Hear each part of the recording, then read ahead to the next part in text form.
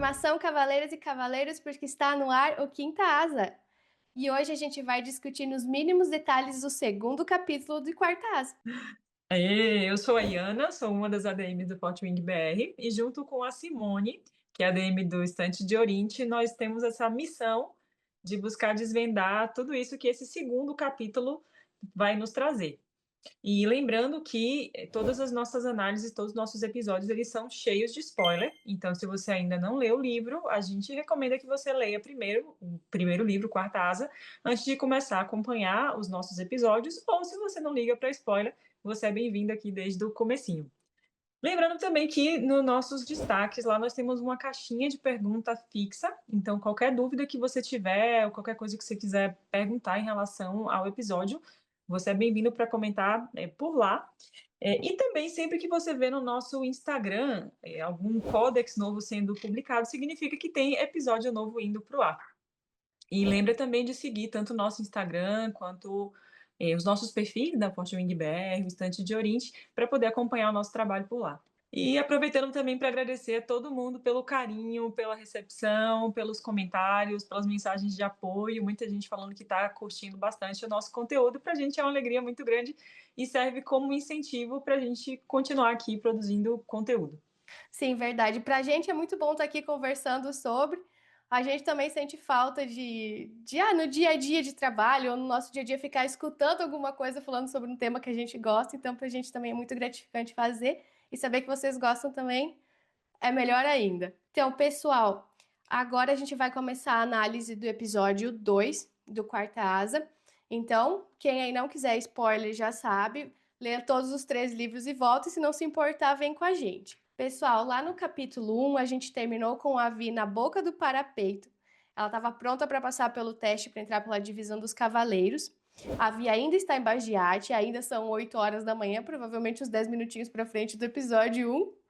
E agora a gente vai acompanhar ela fazendo essa travessia. O bacana sobre esse capítulo 2, né, que corresponde ao nosso episódio 2, é que ele é o capítulo do parapeito, né? É, é só uma travessia. Parece só uma travessia numa ponte de 60 metros, extremamente mortal, com um maluco vindo atrás de você. Então, pessoal, a nossa frasezinha clássica de começo de capítulo, o que será que ela tem pra gente? Existe um equívoco em pensar que na divisão dos cavaleiros é questão de matar ou morrer. Os cavaleiros como um todo não vão assassinar uns aos outros, a não ser que exista uma escassez de dragões naquele ano ou um cadete seja um risco à sua asa. Então as coisas podem ficar interessantes. Esse trechinho foi tirado do Guia da Divisão dos Cavaleiros, escrito pelo Major Afendra, edição não autorizada. Então, o que a gente tem aqui da nossa interpretação básica dessa frase é que não é aquela coisa que a gente vê e aquela atmosfera de que lá eles matam por qualquer coisa. Então, eles têm basicamente 2 motivos para isso acontecer. Ou porque tem poucos dragões para eles se unirem futuramente, ou porque o cadete é um risco à asa, um risco aos seus colegas. Sim, isso é até comentado mais pra frente no capítulo, que esse cadete que é o mais fraco, ele é considerado o elo mais fraco. É por onde vai se romper, né? Aquele grupo ali, aquele esquadrão, aquela asa. Então, por isso que eles acabam sendo perseguidos, né? Meio que nessa filosofia de fortalecer o grupo. Sim, sim, exato, exato. Até tanto na asa, tanto no esquadrão, eles sempre eliminaram os fracos, ficar só os fortes, né? E aqui também a gente tem o livro, né, que é o Guia da Divisão dos Cavaleiros, que ele aparece bastante, eu acho que é um dos livros que mais aparecem citações nos 3 livros, e ele é uma edição não autorizada. Então, essa edição não autorizada, ela não é autorizada por quê? Talvez, quando eu via isso de edição não autorizada, eu entendia que era tipo um livro que alguém escreveu. Imagina um livro de Brennan, só que com um alcance um pouco maior, sabe? Porque o livro de Brennan ele escreveu para as irmãs. E Isso. essa edição eu vejo como algo que o Major escreveu ali, baseado na vivência dele, nas experiências que ele teve ali dentro do. Eu ia falar do quadrante, dentro da divisão. E ele publicou aquilo ali e a coisa circula, né? Não como uma edição, algo assim feito pelos escribas, mas algo que ele foi lá, escreveu e tá circulando por aí. A gente pode também interpretar que será que de repente não é alguma das edições de antes que eles apagam os registros dos livros? Alguma edição de 600 anos atrás? Por causa que Eles começam a se unir com os cavaleiros, os dragões começam a se unir, fazer esse elo com os cavaleiros antes da unificação de Nevada, de Navarre para lutar a Grande Guerra. Daí, será que isso não foi um daqueles livros que não passaram naquele crivo onde eles reescreveram a história, daí só tem 400 anos para frente? Sim, sim, e só nós estamos vendo esses trechos, ou seja, é um livro que não se tem acesso ali dentro da história, é uma forma de se enxergar também. E também, será que esses livros que eles reescreveram a história, ainda existe algum lugar que eles tenham esses originais? Em uma biblioteca mágica? Olha, eu acho que os escribas, eles são tão paranoicos por conhecimento, que eu acho, assim, por mais que eles tenham reescrito a história, eu acredito que a tentação de ter esses livros, esses manuscritos aí, esses livros exclusivos e que só eles têm, só eles sabem, é bem grande. Não acredito que eles tenham destruído tudo. Eu acho que sim, pode estar em algum lugar por aí. Talvez mais perto até do que a gente imagina, né? É verdade, porque talvez para eles um livro é muito mais do que uma peça. A gente, como leitor, também já trata o livro e o próprio Kindle como se fosse um nenezinho. Então, imagina para Sim. eles. Eu acho que também eles têm esse apego. Não, com certeza. Vamos esperar se eles vão aparecer em algum momento aí da história. Talvez depois de alguma mudança muito grave, eles achem esses livros e aí a gente descubra mesmo. De onde que eles vieram, né? De onde que, É, se esse é um deles, onde que eles estavam escondidos. por É, às sinal, é uma vezes edição não autorizada. A gente está lendo, em algum lugar ela foi desencavada. é, isso sim. Bom, então, entrando aqui já no nosso capítulo, ele começa já com uma das frases mais icônicas de toda a história, que é esse mantra, praticamente, que a Violet sempre repete para ela mesma em várias situações, no que diz respeito ao treinamento dela aí, que é o eu não vou morrer hoje. Né? Ela colocou isso na cabeça, que hoje não vai ser o fim, que ela vai dar um jeito de passar por essa situação aí. E essa frase, ao longo do capítulo, a gente vê que enquanto ela está atravessando o parapeito, ela está sempre repetindo essa frase. E é interessante como a Si comentou no início que ela está só atravessando uma ponte. Mas o livro ele já começa jogando todo mundo para se sentir na pele dela nessa situação, né? Então a gente já pegou no primeiro capítulo todo o background familiar, toda a situação dela estar ali por pressão da mãe, dela ter meio que aceitado isso para ela, e agora ela vai, e esse primeiro desafio, a gente.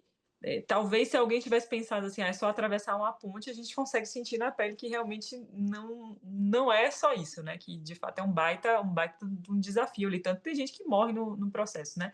E o primeiro choque aí pra gente foi justamente como terminou o outro capítulo já ali com a morte do Dylan, né? Que, coitado, todo cheio de esperanças, né? A primeira vítima da Rebeca, ai meu Deus, eu vou casar, eu isso e aquilo, e o sonho de ser cavaleiro. E aí a gente vê que é, a, a, a Violet, tanto a Violet quanto a Rhiannon já se deparam com essa realidade aí, que estão ali tranquilas, trocando ideia com o menininho, cadê o menininho? Já foi. É verdade. É um. Tipo assim, ele fala assim: é sobre isso. A divisão dos cavaleiros é sobre isso. Porque, né, o primeiro desafio que você vai para entrar na divisão já é uma coisa extremamente mortal. E não é o único, não para por aí. Quanto mais você vai, mais perigoso fica, mais te testa fisicamente, psicologicamente, e mais desafios você passa. Então não é só atravessar o parapeito e você tá salvo, você tá tranquilo. Não, tipo, no próximo capítulo, no 3, também a gente já vê isso, que não é nem às vezes você superando os dragões, vem fogo em você também e você já era. Sim, e me lembrou agora aquela parte quando já mais para frente, né, nos livros aí na história, que eles começam a ter os contato com os Cavaleiros de Grifos, que eles ficam sabendo como que é o processo de seleção deles lá e como eles são vistos como bárbaros, por isso de botar os meninos para passar por ameaças de morte e tal, e tal, e tal. E a gente vê que com os Cavaleiros de Grifo é uma coisa totalmente mais tranquila, né? Não é Sim. tão terrível assim, e querendo ou não, e eles são guerreiros também, e eles lutam também, e fica, né, aquela reflexão, será que precisa mesmo tudo isso? E eles até lutam, eles enfrentam os Venin há muito mais tempo, então, teoricamente, eles estão lutando contra um inimigo pior do que Navarre, né? Exatamente. E também nessa parte do parapeito, a gente tem a primeira citação de um deus que é o Zinhao, Deus da sorte, que a Vi faz uma prece. Ela até fala pra ele não que ele vai estar de olho por aqui hoje, que ele deve estar com uns job atrasado aqui pra cuidar das pessoas com tanto de gente pra passar nisso aqui, mas ela faz uma prece pra ela, pra Rhiannon, né? Pra que ela consiga, pra que ela chegue do outro lado. Sim, aí é o momento de rezar para qualquer Deus que estiver disponível. É verdade. Até a Vi fala depois, né? Nossa, eu tô com muito medo aqui se eu morrer. Ela fala, mas daí não tenho o que fazer agora, já é tarde, eu só tenho que ir aqui. Vai se agarrando aonde dá, né? Sim, só me resta passar isso daqui, conseguir chegar e pronto. É, e dar certo e para ver o que vai ter lá para frente. Essa próxima parte, né, que quando a Vi ela já sim, começa a perceber mais ali a questão climática, que começa ali a tempestade, provavelmente foi o que gerou aquela teoria de que quem mandou essa tempestade foi justamente a Lilith, né, para que ela se sentisse acolhida, porque até no último episódio a gente falou sobre isso, né? Que loucura, é uma coisa que vai atrapalhar a menina, né? Como que foi a mãe que mandou. Mas aí quando a gente lê essa parte, a gente vê que ela sempre gostou, né? Ela se sente feliz ali, né? Quando ela tinha essa oportunidade de ver as tempestades ali pela janela enquanto ela estava lendo, né? Sempre É. tem a vida de escriba aí pelo meio.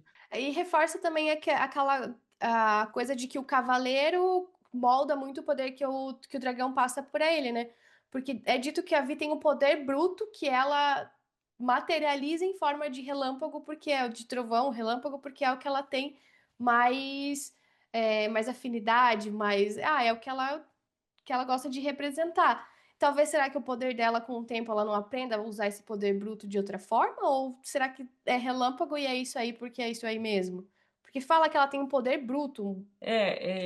A gente ainda não teve, assim, de forma aberta, claro, tem o pessoal com os dois sinetes, mas a gente ainda não viu nenhuma alteração, nenhuma transformação, nenhum amadurecimento desses sinetes, né? Deles poderem chegar em coisas diferentes. A gente vê ele se aperfeiçoar, tanto que a Viola treina bastante a questão do foco, da mira ali, dos relâmpagos, mas a gente ainda não viu nada voltado para que ele se transformar em outra coisa. Mas é interessante que se houve esse cuidado em mencionar o sinete dela, não simplesmente como é relâmpago, é trovão, é raio e tal, mas sim como um poder bruto, talvez esse poder bruto possa se expressar de outras formas. Mas é interessante a gente ver que, além da questão da mãe dela, ela já tinha essa conexão com as tempestades, com os relâmpagos, mesmo antes de sequer sonhar em se tornar uma cavaleira. E até é o segundo capítulo e é a segunda vez que ela menciona, tipo, que ela gosta do relâmpago, que ela se acha rápida igual um relâmpago. Então é muito dela essa coisa do relâmpago, eu acho que talvez nem ela percebesse que é tão dela. E também uma coisa que eles falam que quando um cavaleiro sai de base de arte, ele não domina, acho que é 10% do poder que ele pode ter do sinete, do que ele pode fazer com o sinete. E também vai muito em contra o que falam que também o Car, o professor dos sinetes, ele não desenvolve muito bem os cavaleiros no uso do sinete. Se tu for ver também, a Vi começou a evoluir no poder dela quando que ela começou a treinar lá em Arentia. Sim, depois que a gente descobre o tanto de coisa que tem aí por trás, né, a gente começa a desconfiar das intenções de tudo que acontece por aí, né? Será que isso aí não é deliberado, né? Será que, esse treinamento meia boca não é de propósito também? Será que também não é uma forma de seleção para que os próprios cavaleiros consigam se dediquem a melhorar os seus cinetes, a descobrir formas de usá-los sem, né, cada um por si ali para se aperfeiçoarem. E uma coisa também que já fala logo em seguida é que eu só achei que a Lilith tinha uma filha. Aí eu fico naquela, tá, mas pelo que dá pra entender, os Sorengueiros, eles são meio que famosinhos, meio que celebridades. E eles não sabiam que ela tinha uma segunda menina? Será que a Vi cresceu, tipo, muito dentro dos arquivos que nem chegavam a saber da existência dela? Olha, dá para ver que na hierarquia deles aí militar, a coisa é super setorizada mesmo. Então não me espantou essa frase, porque desde o começo a gente viu que ela foi meio que criada no meio dos livros junto com o pai. Sim. E tanto a mãe quanto o irmão, quanto a irmã, já tiveram uma trajetória completamente, diferente ali. E são pessoas super famosas dentro da área de atuação deles, né, dentro daquilo que eles são bons fazendo, se destacaram ali nisso. Então, a única coisa que fica meio estranha é que a gente sabe que ela morava ali, né, desde que Uhum. a mãe se tornou general, eles estão morando ali, então, eh, soa um pouco esquisito. Mas se o pessoal dentro ali da divisão vive ali, né, não sei como seria a questão de alojamento para a mãe, para o pai, sendo de divisões diferentes, não sei se tem uma vila, não sei o que que Como é que acontece, funciona? como é que funciona, mas, quando a gente entende que a divisão realmente é uma divisão, cada um está vivendo a sua vida ali no seu quadrado, talvez não soe tão estranho. Até a divisão dos cavaleiros, eles têm uma citadela própria, então talvez eles tenham menos ainda contato com as outras divisões do que normalmente as 3 que sobram entre si. Sim, até com uma questão meio que elitista, a gente vê desde o começo do capítulo anterior que tem essa visão, assim, meio que de elite, né, em relação aos cavaleiros. Então, é meio normal que eles estejam sempre separados, né, que circulem ali no seu próprio grupo. E isso até cria uma mística, né? Tipo, os cavaleiros, nossa, os cavaleiros de dragão, eles são superiores, eles são Sim, os são o bababá. máximo. É. E o Jack também fala, né, pra Violet que ela nem parece uma Soren com o equilíbrio que ela tem quando que ela sobe em cima. Então a gente reforça que eles têm, a família tem um sobrenome de peso ali, né? Sim, eles são super famosos, tanto que toda vez que ela menciona o nome ali, todo mundo fica, né, nossa, mas, olha para ela e ela já fala assim, né, é essa Sorengale mesmo aí, tá certo. É.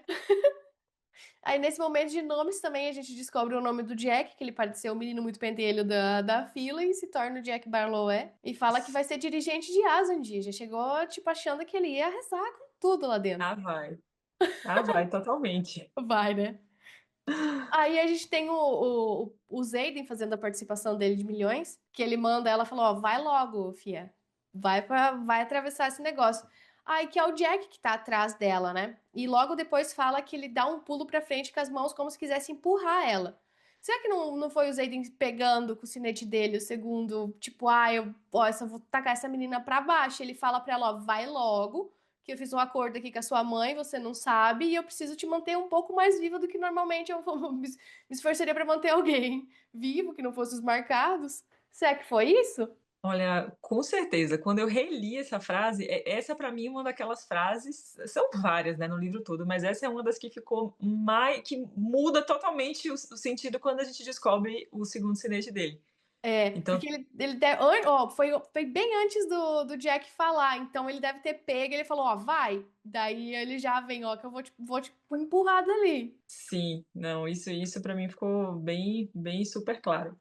E aí começa essa parte, assim, isso que a Rebeca fez, assim, para mim foi genial, da forma como ela usou essa técnica da Violet de buscar se acalmar para nos ambientar no mundo ali, no universo da alta fantasia dela. Porque isso é uma das formas que é uma das coisas que às vezes fica maçante num É, livro de alta fantasia, é você entender a geografia, é você entender como que são os continentes, as cidades, a história, isso, aquilo. Então, é engraçado que geralmente são informações que a gente receberia de uma forma até meio monótona, né? Ah, eu quero sim. saber o que está acontecendo na história, eu quero saber ficar negócio de história, de geografia, já saí da escola, minha filha. Não quero mais. Mas como é uma situação de tensão tão grande, acaba que a gente vai lendo o que ela está pensando e a gente vai ficando nervoso com o que está acontecendo ali no parapeito. Então, talvez a gente nem deu a atenção que a gente deveria ter dado para muitas dessas informações que estão aí. Com certeza, a Rebeca jogou muita coisa que passou batido porque a gente estava querendo saber, meu Deus, ela escorregou. Meu Deus, Mas ela vai cair. Meu ela Deus. faz muito isso, ela faz isso com tudo. Tem uma parte de Chama de Ferro que eu vejo que ela tá, tipo, o Beren chega em Bajate E o Zayden fala, não, ele veio atrás de mim. E aí você fica, ele veio atrás de mim, mas aí ela fala alguma coisa que você distrai a sua atenção e você esquece que ele veio atrás dele. Daí você fica, como assim? Aí depois você vai. Ela é muito ninja em fazer você olhar para um lado, mas é ali que você tem que focar. Eu peguei o jeito dela em tudo que deixamos inacabado. Eu falei, Jaguar, essa mulher é muito boa, cara. Porque ela deixa os detalhes e tudo que não deixamos inacabado, e você fala, não faz sentido, mas faz. É só você que não tá prestando atenção no ponto certo. Exatamente, é a mesma técnica que o pessoal que faz truque de mágica, né? Que tá mostrando uma coisa aqui, mas na verdade a mágica está acontecendo num lugar onde você não está olhando, onde você não colocou atenção. Então, por isso Exato. que é sempre bacana a releitura para a gente conseguir enxergar essas outras coisas que a gente não viu no primeiro momento que a gente estava muito, muito tensa. Agora que a gente já leu, já sabe que ela não vai cair, aí dá para a gente colocar mais atenção nas informações. Eu acho que a escrita da Rebeca, ela é muito uma escrita emocionante, digamos assim. Ela te emociona muito. Então você tá lendo pela história, você não tá lendo analiticamente. E a releitura, depois, como você passa, você já sabe o que vai acontecer. A sua mente abre para ver detalhes que você não viu da primeira vez. E tem muita coisa. Cada vez que eu lendo aqui mesmo para fazer os capítulos, para fazer os roteiros do Quinta, nossa, você fala, gente, tava aqui na cara, como assim? Até nessa parte dela relembrar das informações também, ela fala que o local mais calmo para ela são os arquivos, que é também um outro foreshadowing de quando que ela vai fazer para fazer o aterramento, né? De aterrar o poder que ela imagina que ela tá num arquivo com um monte de porta, que é um lugar que ela se sente tranquila, né? Bom, aí como a gente já comentou, tem momentos extremamente tensos aí durante essa travessia, momentos que ela acha, que a gente acha que ela vai cair, que ela vai escorregar, que não vai dar certo, né? E aí o tempo piora, aí venta e tudo. E no meio de tudo isso, dentro das coisas que ela está recitando ali para se acalmar, a gente conhece um pouquinho mais em relação a essa rebelião de T-Handle, né, em relação à tentativa separatista. Eles foram os farroupilhos de Navarre, tentaram se separar, mas Não não deu deu certo. certo. E citado mais algumas informações, né, em relação a Tirreno como sendo a maior província, né, como essa posição estratégica por estar justamente nessa divisa, né, protegendo de Poromiel, e a gente já consegue juntar mais umas migalhinhas de informação em relação a essa rebelião que volta e meia acaba sendo citada, até porque tem vários marcados aí dentro de Basgard, então a gente vai esbarrando com outras peças dessas informações por aí. Sim, e mais uma vez, né, a Rebeca, ela sempre, tudo que é importante, relevante, ela entregou pra gente muito cedo na história. Sim, Ela deu as pecinhas pra gente ir montando muito cedo. E também, no decorrer de quando a Vi tá atravessando o parapeito, ela sempre dá um boletim de como que tá a Rhiannon. Então, nessa parte, ela já tá com 3/4 de atravessamento concluído. E também uma coisa que me surpreendeu foi que eu não lembrava, nunca, para mim nunca tinha recebido essa informação, é que tem marcas no parapeito, tipo marcas de você chegou na metade, prossiga, você chegou no. Eu achei incrível, tipo, não lembrava que tinha essas marcas. Coitado de também quem não vai lá lembrava. fazer, pintar com o pincelzinho as marcas. Aí, já que ela tava no panorama de ver como é que tava os amiguinhos no parapeito, ela olhou para trás para ver o Jack. Então, quando ela olha para trás, ela vê que ele tá parado, com as mãos pendendo no corpo, como se ele estivesse sentindo alguma coisa.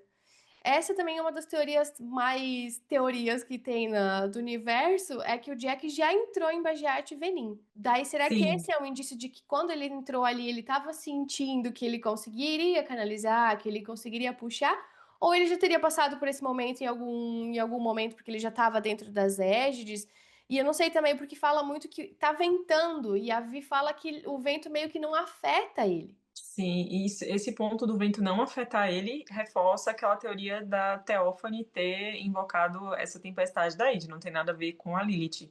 Isso. E por que ele estaria parado sentindo? Sendo que o objetivo é entrar e atravessar. Ou no caso, o objetivo dele é ferrar com todo mundo, mas Sim.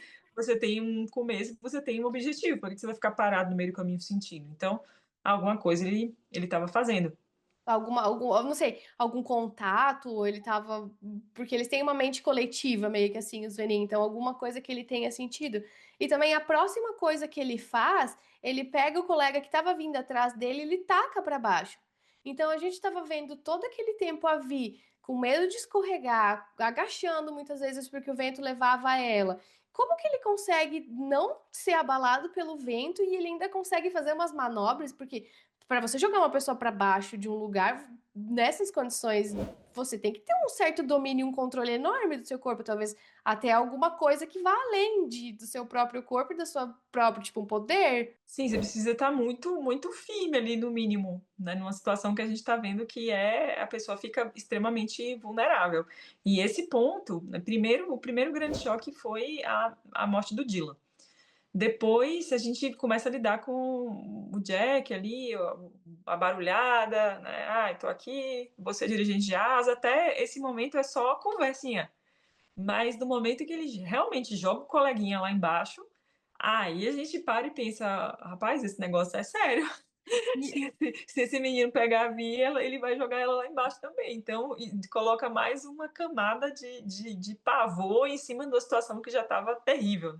Sim, e até vai contra o que, o que fala na frase do começo do episódio, que os cavaleiros só vão matar o cadete só vai matar outro cadete se ele for um risco pra Asa. Mas se bem que o Jack fala que ele só tá atrás dela porque ela é fraca, mas o outro coleguinha também era fraco, aí me parece realmente que ele é uma pessoa bem ruim. E foi algo totalmente gratuito, né? É, Sem função estratégica nenhuma. Isso parece que fica bem claro mesmo. é só pra ser ruim mesmo. E a pergunta que fica é: será que alguém sobrevive de 60 metros na água? Porque você cai do parapeito de 60 metros, você cai no rio que passa embaixo.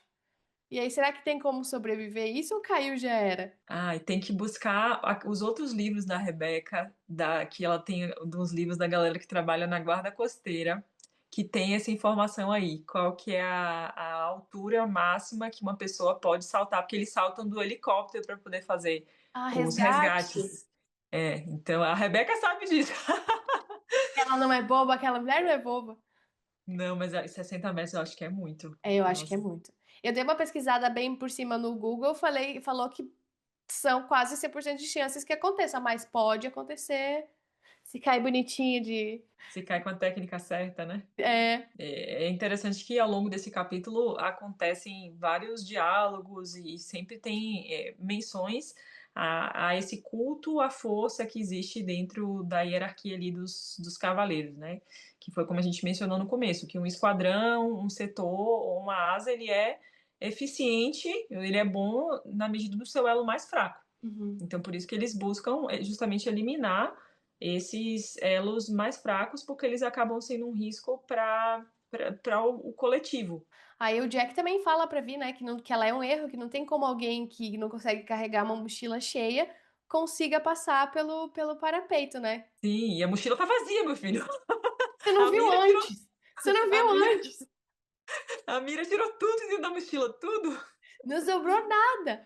E é uma das primeiras vezes que a gente vai ver de muitas, todo mundo falando que a Vi não se encaixa ali, né? Que ela não faz parte da divisão dos cavaleiros, que ela não tem estrutura pra isso, que ela não é feita pra aquilo, né? E como ela vai ter que lutar contra isso também, né? Porque ela vai ter que se provar pra todo mundo e ainda se provar pra ela mesma, porque não é uma coisa que ela nunca pensou na vida dela que ela iria pra esse lugar, né? Sim, e chega num momento que a gente se incomoda com isso demais, né? De estar todo mundo julgando, principalmente com o moço da IN, que não apareceu ainda na história, mas que é o mais chato desse discurso, né? Porque a Mira, pelo menos, tentou e tá, não dá certo, então vem aqui, toma a bota, toma o colete, sai esses livros e vamos lá. Toma aqui as dicas e manda ver.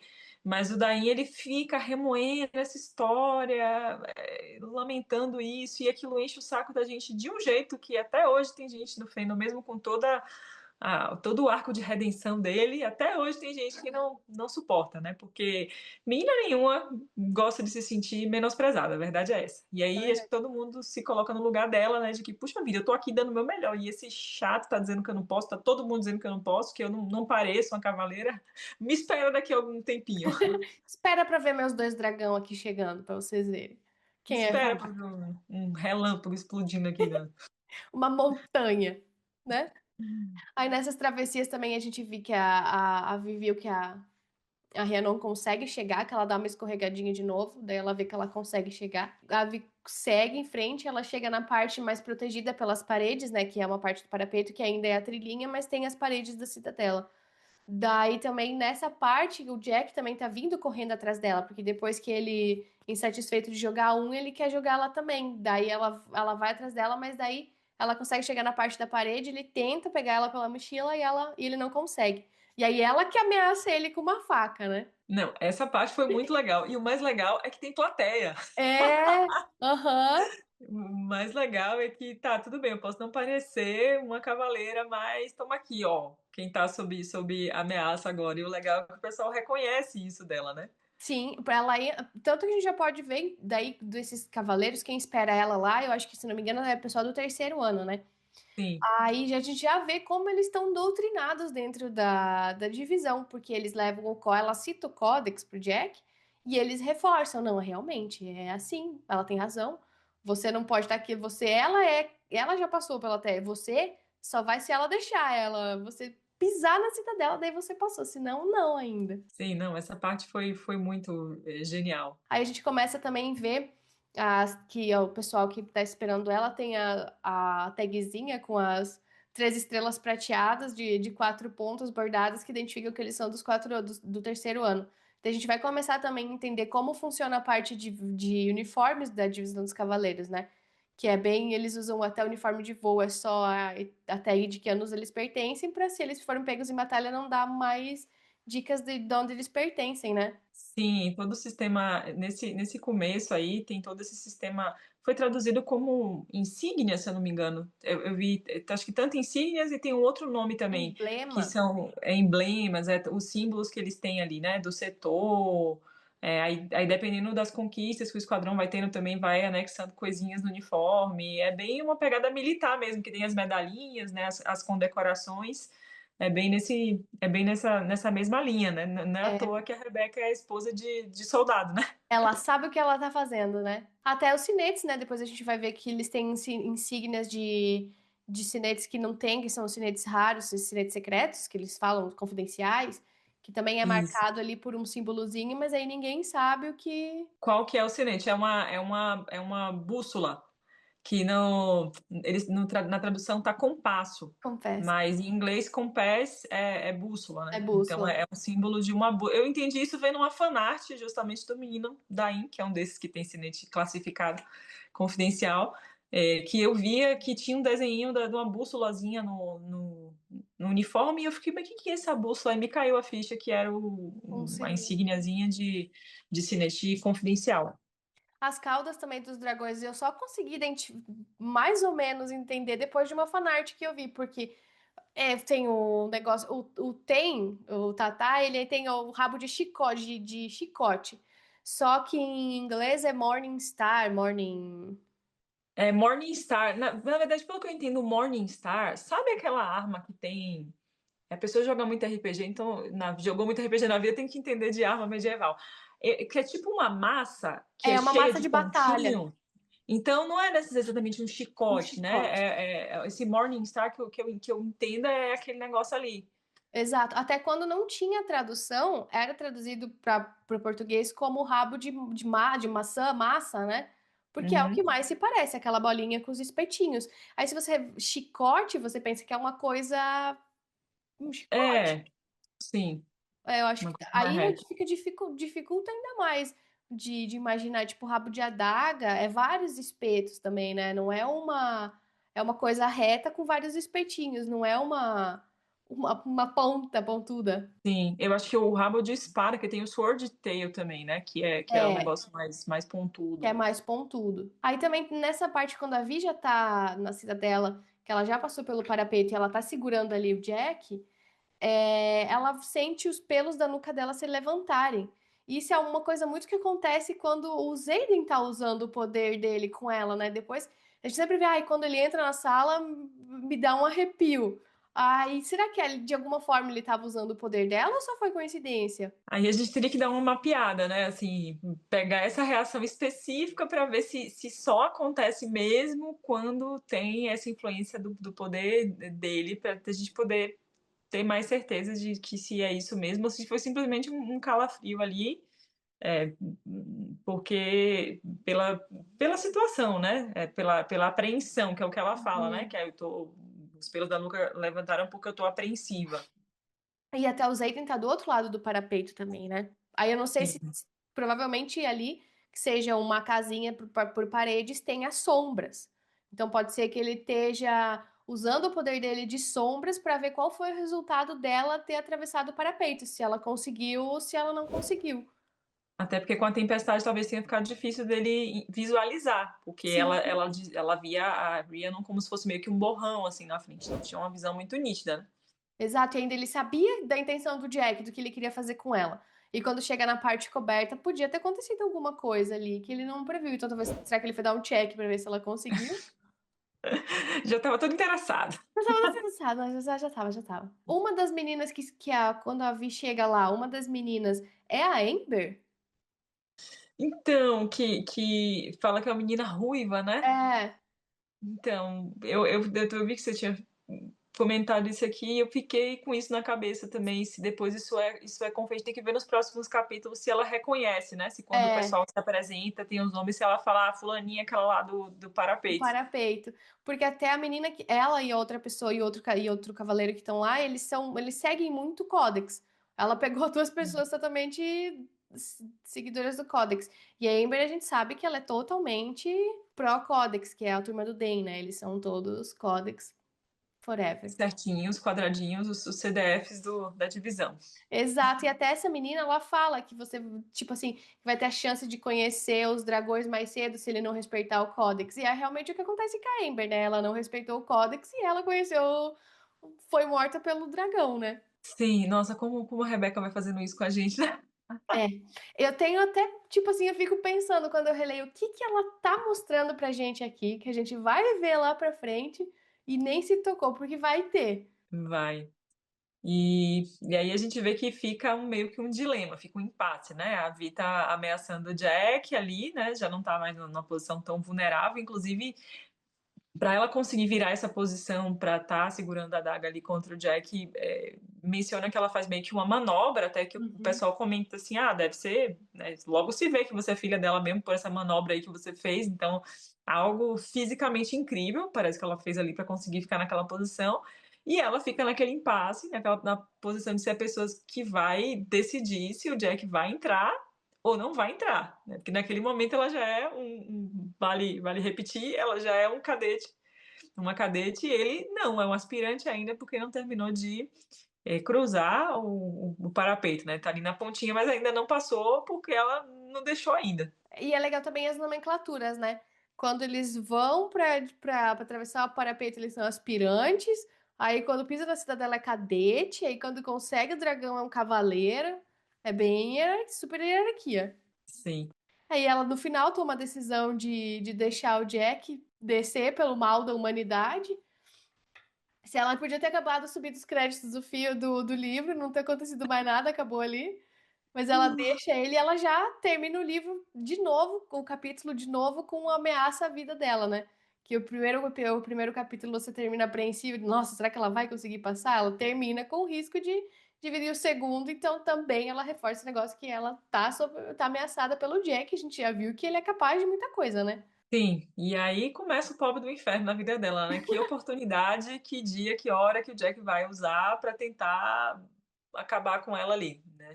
E aí ela meio que precisa dar os pulos para se defender ali de todas as formas. Ela não sabia da laranja ainda, Sim, essa informação super preciosa. super válida, ela ainda não sabia da laranja. Bom, amiga, então como a gente está fazendo em todos os episódios, a gente sempre tem uma pergunta secreta aqui no finalzinho, né? Que a outra não sabe que a outra vai perguntar. E a minha pergunta secreta para assim hoje quais frases, quais quotes você repetiria para si mesma na sua mente numa situação de perigo? Quais, assim, você já tem decorado e você sabe que seriam frases que te ajudariam a se concentrar ali? Eu tava pensando nisso essa semana, sabia? Eu tava Ah, revendo umas coisas de Trono de Vidro. E tem a frase que a Celina sempre fala, né? Eu não tenho medo. Então, tipo, eu acho que isso, às vezes, a vida te coloca na frente de algumas situações que você precisa falar, não, não, eu não tenho medo, vai dar tudo certo. Vai dar certo. Então seria esse, eu não tenho medo, eu vou conseguir, tá tudo certo. Vamos lá, respira e vai. Eu acho que seria, nossa, tava pensando muito nisso essa semana. Seria o Eu Não Tenho Medo. Não seria de quarta asa, mas seria de Eu Não Terei Medo. Daí vai. Porque é uma coisa que você fala. Você se coloca, você tem a sua fragilidade, você sabe que você tem medo daquilo, mas você quer passar pra evoluir, pra ser mais. Então eu não terei medo. Sabe que eu tinha pensado exatamente nisso? Não sei se praticamente meu primeiro contato assim com romantasia foi por aí, né? Foi Trono de Vidro e Acotar. E Trono, a história de Trono me marcou muito, assim, e a gente está abrindo um baita parêntese, mas com certeza essa frase aí, até porque foi algo que ela herdou do Sam, né? Que É. já traz todo um. Ela já vem Enfim, com uma carga emocional enorme. sim. Pessoas, se vocês não leram Trono de Vidro, aproveitem, leiam também, Vão lá porque ler. vale super a pena. É verdade. Tem também uma que eu gosto muito, talvez seria uma segunda, é de Acotar que a Mor fala pra Feire, que é também não deixe um dia ruim vencer, não deixe os dias ruins vencerem. Que às vezes também você não tem um dia bom, mas é só um dia, vai virar o dia, pode ser que a solução pro seu problema tá nesse dia, só precisa de um tempinho pra tudo dar certo. Então também é uma que eu acho muito bonita. Você seria também, então eu não terei medo. Seria. Ah, é muito bonita essa frase. É pequenininha, curtinha. Dentro da história ela já tem um significado enorme e fora também. Você pode levar para sua vida. Faz sentido em todos os contextos, né? É verdade. E a sua frase preferida do capítulo? Então, eu vi várias, assim. Eu gostei muito da do Zayden para ela, mandando ela adiantar, Vai. justamente por ser uma frase com outros significados por trás ali. Mas eu também achei legal a forma como ela responde, já meio assim, já meio debochada, assim, quando ela fala o sobrenome, né? Que ela fala assim, antes que você pergunte, é essa Soren Gale mesmo. Porque ela meio que sabe que as pessoas vão se espantar, mas não tô nem aí, é só isso aí mesmo, eu sou filha da mulher mesmo e agora vocês vão ter que me engolir aqui porque eu tô aqui pronto. E também é aquela Provei que coisa eu posso estar aqui. que a Vi também, ela é muito, ela entende o ambiente, ela se molda e ela já vai também, né? Então, reforça como que ela teve dois que tiveram dois comportamentos com ela, ela entendeu, ela já falou, não, eu sou Sorengei, mas eu sou essa Sorengei mesmo, filho da Lilith, e é isso aí. Sigam a vida.